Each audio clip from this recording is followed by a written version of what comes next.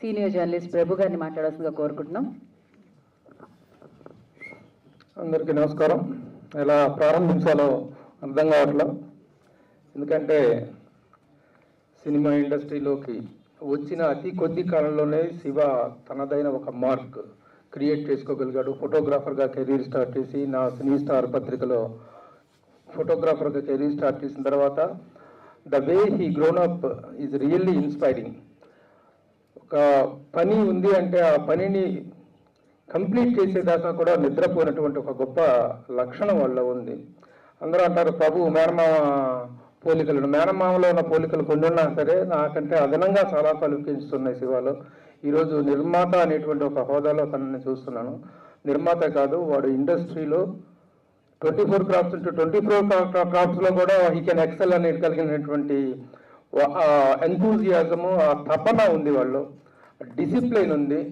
ముఖ్యంగా ఒక ఫోటోగ్రాఫర్గా ఫోటోలు తీసుకున్నాం, ఈ పని అయిపోయింది అనగానే పక్కకి వెళ్ళిపోగానే ఏదో కూర్చొని కబుర్లు ఆడుకోవటం కాకుండా నెక్స్ట్ ఏంటి, వాట్ నెక్స్ట్ ఆ విధంగా ఎవ్రీ మూమెంట్ను కూడాను తను ఫ్రూట్ఫుల్ చేసుకోవటం కోసం, తన కెరీర్ని బిల్డ్ చేసుకోవడం కోసం చేసినటువంటి అతి ప్రయత్నాల్లో అతి తక్కువ కాలంలోనే Shiva has become a brand in the film industry అనేటువంటిది నేను సగర్వంగా చెప్పగలను.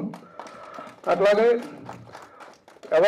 ఎవరైనా సినిమా ఇండస్ట్రీలో అడుగు పెడతానికి ఎవరో ఒక గాడ్ ఫాదర్ ఉంటారు. నా గాడ్ ఫాదర్ ఎవరో మీ అందరికీ తెలుసు. శతాధిక చిత్ర దర్శకరత్న డాక్టర్ దాసరి నారాయణరావు గారు నా గాడ్ ఫాదర్. అయితే నేను ఎప్పుడు కూడాను ఆయన పేరుని ఏ స్థాయికి తీసుకెళ్ళా ఉన్నట్టు పక్కన పెడితే ఆయన పేరైతే చెడగొట్టలేదు. ప్రభు అంటే ఎస్ దాసరి నారాయణరావు గారి ఫేస్ సూపర్ ఇంపోజ్ అవుతుంది ఇండస్ట్రీలో అందరికీ. ఎలా ఆ విధంగా శివ కూడా నా మేనల్గా ఇండస్ట్రీలోకి వచ్చి పరిచయం అయిన తర్వాత ఎక్కడికి వెళ్ళిన శివ అంటే ఒక పాజిటివ్ వైపుని, ఒక ప్రమోషన్ని, ఒక ప్రోగ్రెస్ని, ఒక శిఖరారోపణ, ఒక అప్గోయింగ్ అనేటువంటిది చూశాను తప్ప ఎక్కడా కూడాను శివ వల్ల ఒక డౌన్ ఫాల్ అనేటువంటిది కానీ, ఒక బ్యాడ్ కామెంట్ కానీ, బ్యాడ్ రివర్స్ కామెంట్స్ కానీ ఎక్కడా వినలేదు. So the way he's growing himself is really inspiring. ఇంత తక్కువ వయసులో, ఇంత తక్కువ కాలంలో ఇంత పాపులారిటీకి సంబంధించి నాకు చెప్పినట్టుగా సినిమా ఇండస్ట్రీలో శివ టచ్ అయినటువంటి వ్యక్తి ఎవరు ఉండరు అనేటువంటిది అందరికీ తెలిసినటువంటి వాస్తవం. ఒక ఫోటో రూపంలోనో, ఒక మాట రూపంలోనో, ఒక ఇంటర్వ్యూ రూపంలో, ఏది in any form he has gone, he has excelled and he has grown up his relations in the film industry. Cinema ఇండస్ట్రీలో మనం గ్రో కావాలి అంటే, పెరగాలి అంటే, ఎదగాలి అంటే రిలేషన్స్ మెయింటైన్ చేయడం అనేటువంటిది చాలా చాలా ముఖ్యం. ఆ రిలేషన్స్ మెయింటెన్స్ విషయంలో నన్ను మించిపోయిన వాడు రియల్లీ. ఆడుకున్న రిలేషన్స్ ఈరోజు నాకు కూడా లేవు. ఇప్పుడున్నటువంటి ప్రజెంట్ జనరేషన్ స్టార్స్లో నేను 35 yearsగా ఈ సినిమా ఇండస్ట్రీలో ఉన్నప్పటికీ ఒక జనరేషన్ కానీ, ఇప్పుడు లేటెస్ట్ జనరేషన్లో శివ అంటే తెలియనటువంటి డైరెక్టర్ కానీ, ప్రొడ్యూసర్ కానీ, హీరో కానీ, హీరోయిన్ కానీ లేరు. అంతగా తన రిలేషన్స్ డెవలప్ చేసుకున్నాడు.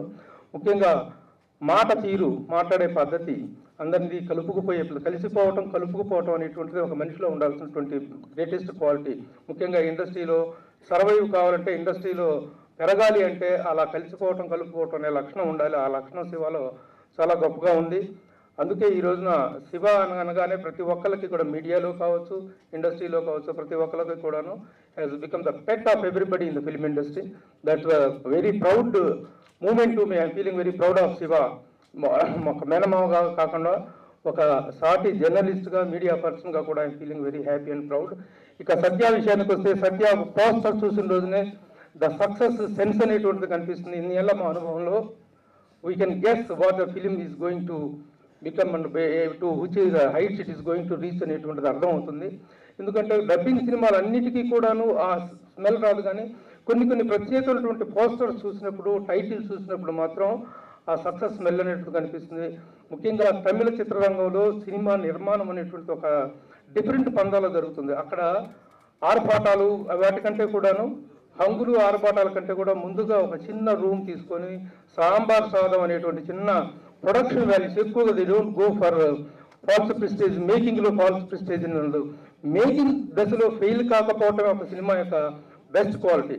ఈ రోజున చాలా సినిమాలు, సంవత్సరానికి 200 సినిమాలు వస్తుంటే వీటిల్లో సక్సెస్ శాతం అనేటువంటిది కేవలం 10% మాత్రమే ఉంటుంది. కానీ సినిమా అనేటువంటిది ఎప్పుడైతే మేకింగ్లోనే ఫెయిల్యూర్ అయిపోవటం, అంటే దుబారా ఖర్చులు చేసుకోవటం, ఓవర్ ప్రొడక్షన్ అయిపోవటం, ఓవర్ బడ్జెట్ అయిపోవటం అనేటువంటి లక్షణాలు మన తెలుగు ఇండస్ట్రీలో చాలా ఎక్కువగా ఉన్నాయి. చెప్పడానికి I don't hesitate, I don't care. But Tamil ఇండస్ట్రీలో మాత్రం ఒక హెల్దీ ప్రొడక్షన్ మేకింగ్ అనేటువంటిది ఉంది.